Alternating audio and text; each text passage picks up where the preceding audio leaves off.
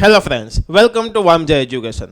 આ વિડીયોમાં આપણે શીખવાના છીએ ધોરણ 5 વિષય હિન્દીનું એકમ નંબર 10 છે, જેમનું નામ છે શીખો, જેમનું સ્વાધ્યાય સોલ્યુશન એકદમ બેસ્ટ રીતના સરસ રીતના આ વિડીયોની અંદર હું તમને શીખવવાનો છું.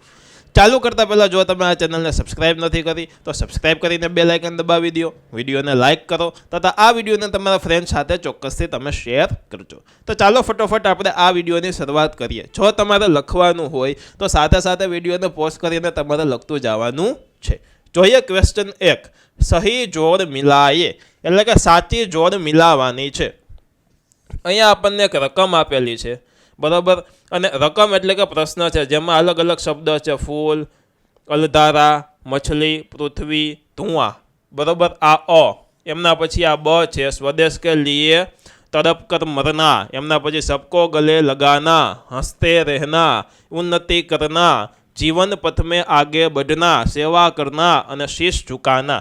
તો આ પહેલું છે અ, એની સાથે બને આપણે જોઈન્ટ કરવાના છે. તમારે આવી રીતના જોડકા સ્વરૂપે હશે ટેક્સ્ટબુકમાં. અહીંયા અ હશે, ત્યારબાદ અહીંયા બ હશે, અમાં અહીંયા બધી વસ્તુ લખેલી હશે, બમાં લખેલું હશે અહીંયા 1 2 3 4 5, અહીંયા 1 2 3 4 5 6 7 એવી રીતના. પછી આવી રીતના તમારે જોડકા જોડવાના હશે. તો જો હું ડાયરેક્ટ તમને જવાબ કહું છું. ફૂલ, ફૂલની સામે જો પેલું ફૂલ છે એટલે ફૂલની સામે આવશે હસતે રહેના.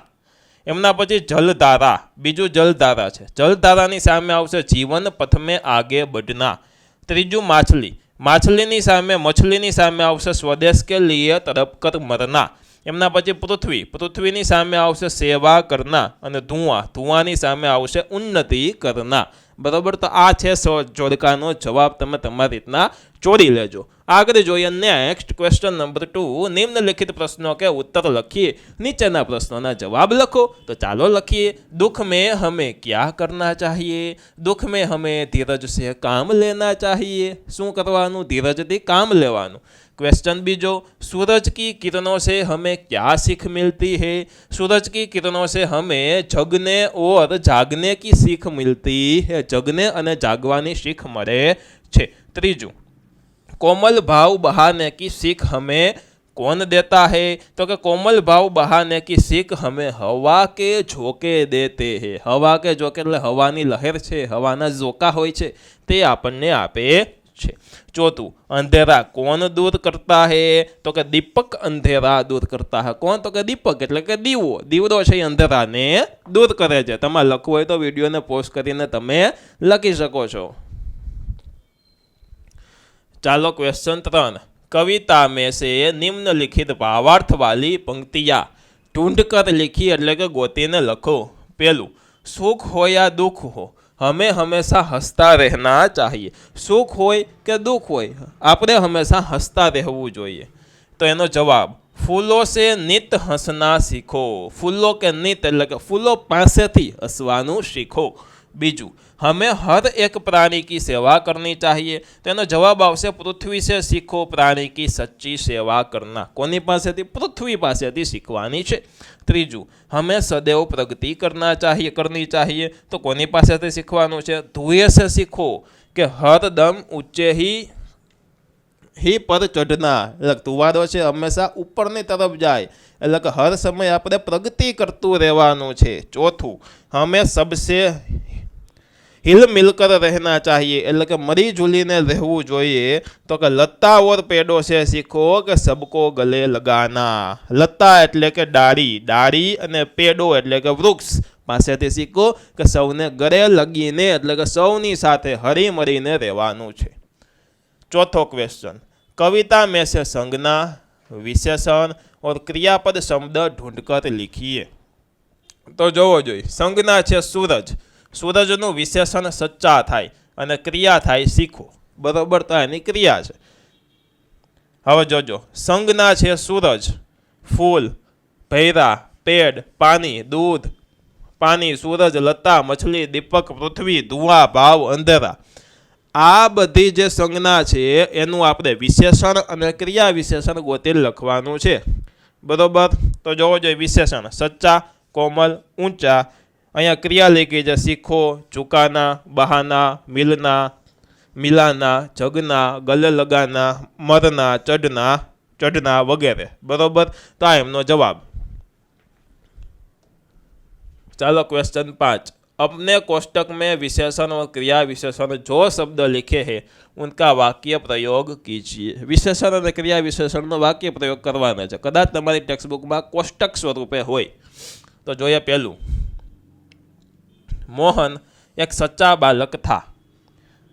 रीटा गीत गाती है. હવે એનો જવાબ જોવો જોઈએ આન્સર. વિશેષણ કા વાક્ય પ્રયોગ તો સચ્ચા. સચ્ચામાં આવશે મોહન એક સચ્ચા બાલક था.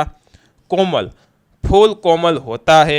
ऊंचा नारियल का पेड़ ऊंचा होता है. बराबर, तो आ રીતનો તેમનો જવાબ છે.